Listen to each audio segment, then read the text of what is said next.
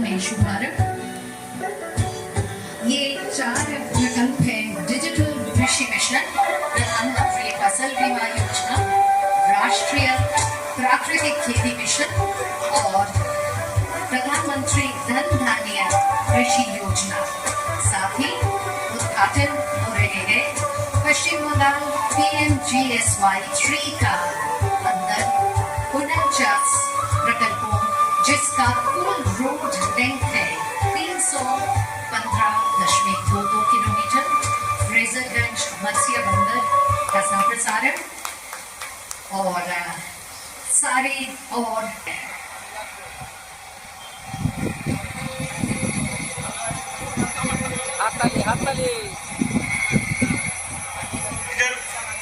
অনেকের মোবাইলে মেসেজ আসবে যাদের পিএম কিষাণ আছে, যাদের লিংক ডিবিটি লিংক আছে এবং ল্যান্ডের সিডিং করা আছে, তার সঙ্গে সঙ্গে অ্যাকাউন্ট এবং আধার লিংক করা আছে, তারা দেখবেন মেসেজ ঢুকবে এবং এখনই যদি না ধরে তাহলে এতক্ষণ যে কারণে একদিন দুদিনের মধ্যে অবশ্যই আপনারা পেয়ে যাবেন।